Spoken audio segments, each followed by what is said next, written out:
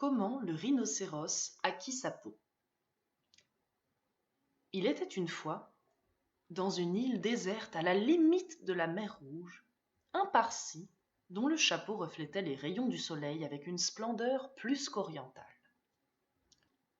Le Parsi vivait au bord de la mer Rouge avec rien d'autre que son chapeau, son couteau et un fourneau de cuisine du genre auquel il ne faut surtout pas toucher. Un jour, il prit de la farine, de l'eau, des groseilles, des prunes, du sucre et toutes sortes de choses pour se confectionner un gâteau de 2 pieds de diamètre et 3 d'épaisseur. Il s'agissait d'un mets supérieur. Ça, c'est de la magie. Et il le mit ensuite sur le fourneau, car il avait le droit, lui, d'utiliser ce fourneau. Il le fit cuire, jusqu'à ce qu'il ait bruni partout et senti divinement bon. Mais au moment où le Parsi allait manger le gâteau, voici que descendit sur la plage, venant de l'intérieur totalement inhabité, un rhinocéros avec une corne sur le nez, 2 petits yeux de cochon et peu de bonnes manières. En ce temps-là, la peau du rhinocéros lui allait parfaitement. Elle ne faisait aucun pli. Il ressemblait tout à fait à un rhinocéros d'Arche de Noé, mais bien sûr en beaucoup plus gros. Toujours est-il qu'il n'avait alors pas de manières comme il n'en a pas aujourd'hui et n'en aura d'ailleurs jamais. « Ça alors !» dit-il. Et aussitôt le Parsi abandonna son gâteau pour se réfugier en haut d'un palmier, rien qu'avec son chapeau qui reflétait toujours les rayons du soleil avec une splendeur plus qu'orientale. Le rhinocéros renversa le fourneau à pétrole avec son nez, le gâteau roula sur le sable, il le piqua avec sa corne et le mangea, puis repartit en remuant la queue vers l'intérieur absolument inhabité et désolé qui touche les îles de Mazandéran, Socotra et les promontoires du grand équinoxe. Alors, le Parsi descendit de son palmier et récita le sloka suivant que je vais te rapporter puisque tu ne le connais pas. Qu'il pâtisse et ne se rit, qui s'est farci sa part de la pâtisserie qu'a cuite le Parsi. Ce qui voulait en dire bien plus que tu ne pourrais le croire. Parce que voilà que 5 semaines plus tard, il y eut une vague de chaleur dans la mer Rouge, et tout le monde ôta ses habits. Le Parsi ôta son chapeau, mais le rhinocéros enleva sa peau et se la jeta sur l'épaule pour descendre se baigner.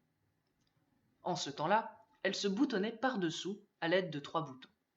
Elle ressemblait à un ciré. Le rhinocéros ne dit rien au sujet du gâteau du Parsi, car il l'avait mangé en entier et il n'avait jamais une manière, ni alors, ni maintenant, ni plus tard. Il avança dans l'eau, en se dandinant et en soufflant des bulles par le nez. Il avait laissé sa peau sur la plage. Or, le Parsi passait par là, et il trouva la peau. Il sourit, et son sourire fit 2 fois le tour de son visage. Puis il dansa 3 fois autour de la peau et se frotta les mains. Ensuite, il regagna son campement et remplit son chapeau de miettes de gâteau, car le Parsi ne mangeait que des gâteaux et il ne nettoyait jamais son campement. Il prit la peau, et il secoua la peau, et il frotta la peau, et il l'incrusta de vieilles miettes de gâteau, sèches et rêches, et de quelques groseilles brûlées, autant qu'elles pouvaient en contenir. Puis il grimpa en haut de son palmier et attendit que le rhinocéros sorte de l'eau et remette sa peau. Ce que fit le rhinocéros. Il boutonna les 3 boutons, et ça le râpait comme des miettes dans un lit. Il voulut se gratter, mais cela ne fit qu'aggraver les choses. Alors il s'allongea sur le sable et se roula encore, et chaque fois qu'il se roulait, les miettes du gâteau le démangeaient davantage. Et de pis en pis. Alors il courut jusqu'au palmier et se frotta encore. Il se frotta tant et si fort que sa peau fit un grand pli derrière ses épaules et un autre pli en dessous, là où se trouvaient d'ordinaire les boutons. Mais il les avait fait sauter à tant se frotter. Et il fit d'autres plis sur les pattes. Cela le mit de mauvaise humeur, mais les miettes s'en fichaient. Elles étaient sous sa peau et elles le râpaient.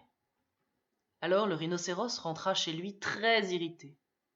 Depuis ce jour, les rhinocéros ont tous de grands plis sur la peau et mauvais caractère. Tout ça à cause des miettes de gâteau qui sont dessous. Le Parsi descendit de son palmier avec son chapeau qui reflétait les rayons du soleil avec une splendeur plus qu'orientale. Il emballa son fourneau et partit dans la direction d'Orotavo, d'Amygdale, des hautes prairies d'Antananarivo et des marais de Sonaput. Cette île déserte est, passé le cap Gardafoui, près des rives de Socotra et de la mer Rose arabique, mais on y cuit. Il en cuirait, partant de Suez, à nos pareils, à vous, à moi, d'aller, même en paix et eau, voir le Parsi au gâteau.